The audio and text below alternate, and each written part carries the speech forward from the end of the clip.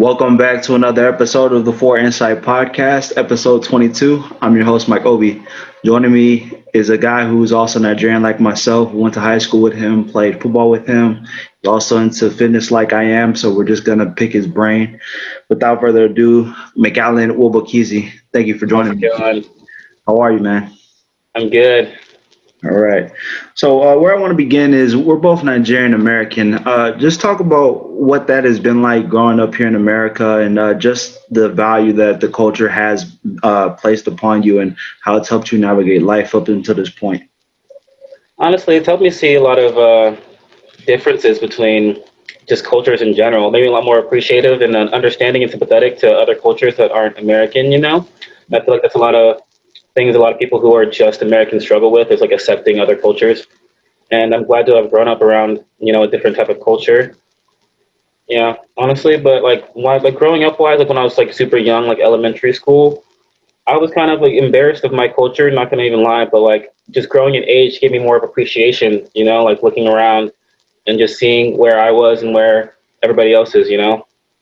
Yeah, I think that's something that most Nigerian kids kind of go through, especially the ones that grow up here in America, because first off, their culture really is the minority. It's not the norm. So while they're used to and accustomed to American life and American values, when they get older and their parents start to pass down the, homeland values on them, it's kind of foreign. So they don't really understand what it is. And like you said, it kind of can come off as embarrassing because you're doing something that's a little different. But then I think as we get older, we start to embrace it more because we understand that that's what makes us unique. Yeah, those differences make us, I don't want to say better, but stronger, I guess. Yeah, absolutely. I understand what you mean. So then, fast forwarding, we both played football in high school, and that's where we got into lifting weights. Now, I remember you were a strong dude in our program, but just the value of fitness in general. I know after we got out of high school, you still kept into the gym. So, talk about what fitness has been like to you and what it has meant to you as well. Honestly, especially starting college, it actually helped me focus a lot more. I didn't have as much. I mean, I had to manage my time better, and it helped me with that as well, like structuring out my day, as well as like fitness can also help with like stress. It can help with anxiety. It can help with like depression, stuff like that, like mental health wise. Mhm. So I mean, it was a really good balancing factor for me for most of my life. And like they say, like you do something enough, it becomes a habit. And like now, if I go like a week without the gym, it kind of I actually feel it like physically and mentally. Yeah, same here. It's kind of like, I mean, it's like our drug, so to speak. In terms of when you don't have it, when you don't have access to it, it's like, what am I supposed to do? Like with the whole quarantine and everything, and gyms being shut down, people had to learn how to adjust. And Yeah, it was rough. That it's, was really rough. absolutely, it was crazy. Like it was just like, what the hell is going on? But now talk about though. When we get out of high school, we're not playing football anymore. So, what was it that kept you drawn to the gym? Because most people, when they don't have a reason to be in the gym, they naturally don't go back. So, what kept you in it? Was it just you wanted to do something different with your body? Was it just I know that being in the gym is good for me, and it was that simple? What was it? Well, it was that. Also, I just know being in the gym was good for me, but it was also the fact that I know like towards the end of senior year we did the max outs. Hmm. For me, I had the goal of getting back to that squat max I had, which I mean isn't really I wouldn't say my goal anymore, but like that was like mainly my driving factor to go back to the gym for me was hitting that max again. No, I feel you, and I think everybody kind of needs to have a reason why to be in the gym. Whether it is just to be healthy, I think understanding why you're doing what you're doing helps people kind of stay the course. When you're just going, but you don't have a why, you can you can let yourself be inconsistent in terms of anything in life, not just in the gym, but with life goals, with trying to get to where you want to be. So, I always say that fitness kind of helps people, like you said, maintain discipline, maintain focus, maintain, just overall wellness because it's one of those things you have to carve out of your day. And, Yeah, you have to make sure that you stick to it. And if you can stick to going to the gym every day, it kind of helps you stay the course as far as everything else in life. yeah. I mean, just working out in general has so many benefits, like health wise and mental wise. It's not even about like bodybuilding, like carving out like 30 minutes to go on a walk a day. Like that type of fitness also has dramatic effects as well, like just mental health wise. Yeah, just being able to get some blood flow into the brain, and not just sitting at home or not just sitting doing nothing, being stagnant, and eating all day, especially, and not really having any type of physical activity. And I think that what you said is important too. It doesn't have to be hours on hours of the day. Just 30 minutes every day, I mean, can go a long way. And I think that's one thing with America and just in general, like people just need to be more active, and that'll help them, with other things in life as well. Yeah, people look at working out as like a monster, but you gotta really gotta start with where you're at. You don't have to start with 3 hour sessions in the gym. Start with what you can handle and go from there. That's all what it's about. Absolutely. So now we get to college, and you choose to do nursing and go to nursing school. What led you to that decision? I mean, honestly, nursing was never really a goal for me, like coming out of high school. But I knew I wanted to do something in medicine. I didn't know quite what that was, and I actually had a plan to transfer colleges back to go to College Station, but plans changed, and I found out I didn't really want to go there. So I chose nursing because it was a means into getting into the medical field for me, and from there, I really found a love for healthcare in general.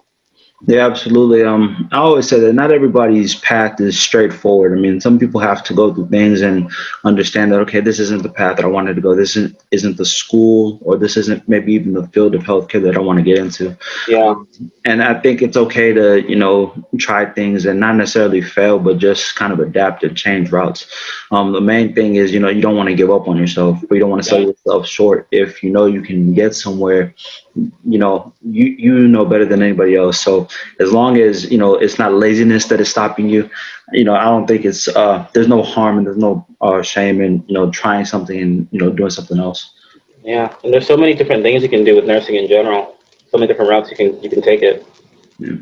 Now you went to Texas A&M Corpus Christi. Just talk about what nursing school is like for those people, young men and young ladies who are thinking about going to nursing school. What was your experience like?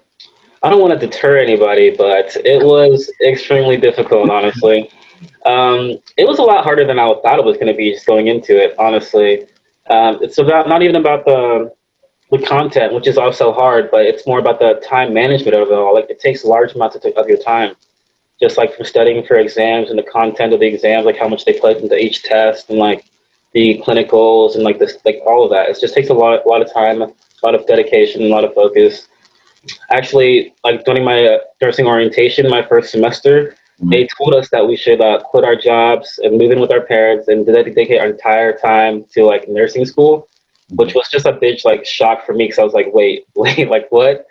But like it's difficult, honestly, but it was probably some of the best learning experiences I've ever had in my life. So Yeah, I mean, nothing in life comes easy, but it's all worth the investment. Now, let's get into it a little deeper, though. So, like you said, it wasn't as easy as you first initially thought about it. Initially thought it was going to be. So, just talk about what the day to day was like, and what did you find harder that you didn't expect to be, but also what was rewarding about the experience.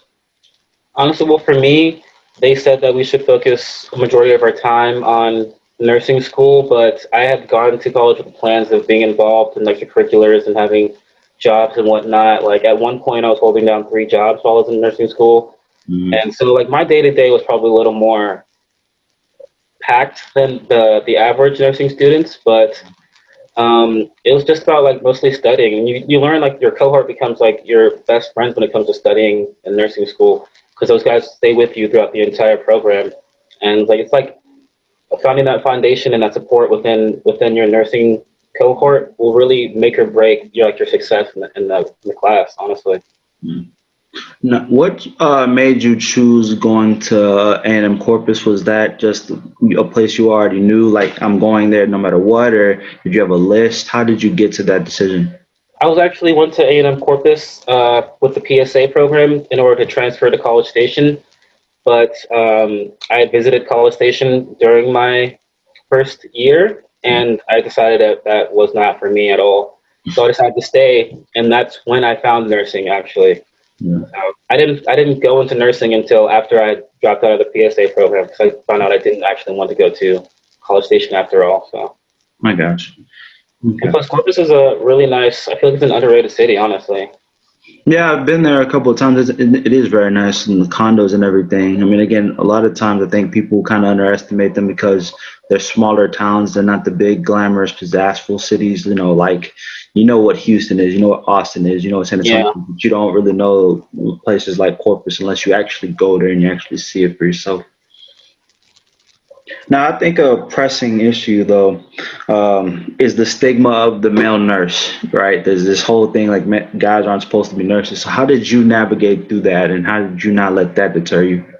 Honestly, I never really felt any type of way about it. Honestly, um, it just is what it is. To me, honestly, I never really felt stigmatized anyway. Like most of my classmates were girls, but we always had those few guys, and like I never really felt anything other about it. Like it's a career path. You're not going to tell me I can't do it because of my gender. That makes no sense. That's like telling women they can't be doctors, bro. We're past that. It's 2020. Like that's how I felt about it. It's not really a question of like, oh, you can't do this because you're a guy. That's not really how it was for me at all. No, absolutely, and that's well said because I absolutely agree that we're past the whole, for the most part at least. Oh, you Yeah. can do things because you're a male or you're a female. Like if that's what you want to do, and if you know that you're going to be good at it, if you know you have a passion for it, you should be able to do it. Nothing should be able to deter you. Not even really your preconceived notions about whatever field you get into. You should always try things, and if it doesn't work for you, okay, fine, then you change routes. But you know, don't beat yourself before you even give it a shot. Is Yeah. my mentality, and I think, like you said, you knew what it was about. You knew that it was about. Okay, hey, I'm trying to get to this career path. I'm trying to finish this out, and that's all I care about. And I think that's Yeah. the mindsets have to be. That you should let nothing get in your way. I think the fact that people think that nursing is just for girls is really limiting because there's so many career opportunities through nursing. You know? Yeah, it's very diverse. I remember I was looking into PA school, and then my mom had brought up the whole, well, why don't you try being a nurse practitioner? You have to go through nursing school, but it's really the same thing. And so then that's Yeah, what, they have the same level of practice as a PA, and it's just more direct. You get more patient experience through nursing school. You get more teaching, like hands-on experience. Like I feel like nursing school, if you want to be a PA, is probably the better option, anyways. absolutely. And again, same training, like you said. And honestly, there's more avenues. If you want to level up and you go through nursing school, you can. You can become nurse anesthesiologist, etc. But with PA, you can only be a PA. So if anything, Exactly. more variation, more options, more chances, more opportunities. So don't limit yourself by saying, "Oh, I can't do this because I'm a male or female." Okay. Now we get past the nursing school, then you finish. Let's talk about what it's been like present day. Where you at as far as the whole thing, and how has COVID kind of, been a factor, especially us dealing with a pandemic. Honestly, graduating into a pandemic is probably the worst job economy you could possibly imagine. I mean, you'd think that for people in healthcare that they'd want to be hiring people up, but like it's kind of the opposite. Right when COVID hit around March, what hospitals did was they put a freeze on hiring and they cut down to bare minimum staff in order to reduce the risk of transmission in between hospital staff. Mhm. So most hospitals had the commitment to not lay off any of their workers while COVID was going on. So they had an overflow of employees already. Mhm. So as of now, like the most of the major hospitals only began hiring around like the beginning of this month, like September. So it's been difficult. Like I know a lot of people who are still looking for positions just because it's been on a freeze for like 6 months now. You know. Yeah. So, Yeah, it's crazy. In my field of public health that I graduated in my undergrad in, you know, I work in contact tracing now, which is basically, we're trying to deal with COVID and trying to get a hold of, all the positive cases and everything.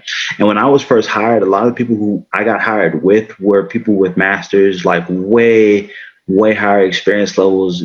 Some of them were nursing, some of them were trying to do other things, but, they all came with the same story. They were like, well, my field kind of got cut out, or this didn't happen for me. So I had to take on this different position, which is great experience for them and is good and they're qualified, but it's still a matter of, COVID and the whole job market has yeah. really kind of thrown a monkey wrench in a lot of people's, grand plans. And, you It know, can be hard. Like I had this plan for myself as well this year, but like just like applying to places and then realizing that nobody is really hiring because of COVID can be really like damaging to your self-esteem for one. And then two, it's like I put all of this work into my degree expecting to get a job because nursing usually hires quickly, you know? Yeah. And so I expected to get a job right away. And then the fact that it took like months for me to find one was really damaging. But, you know, it all played out, you know, you can't really, your plan for things never really goes as planned, you know? Right. You know, life Yeah. just calls for people to be adaptable, and that's the Yeah. thing you have to understand. And I think that's just a good life lesson in general, besides nursing or anything else. You know, don't ever expect things to go as you Yeah. plan. Okay. So now let's get into some of your hobbies. I know you like to travel. You know, I follow you on Instagram and everything. You've been in Vegas a multitude of times, and as well as other locations. Just talk about what traveling has been like for you and what got you into it. You know, I just like to experience new things, new cultures, new food. You know, that's like one of my favorite things to try. I just like to go to like the best restaurants everywhere I go, just to give it a taste. You know, like I was talking about earlier, the just different cultures. You know, you can't be so closed off to experiencing new things. You know, that's what it was about for me. What traveling is about for me.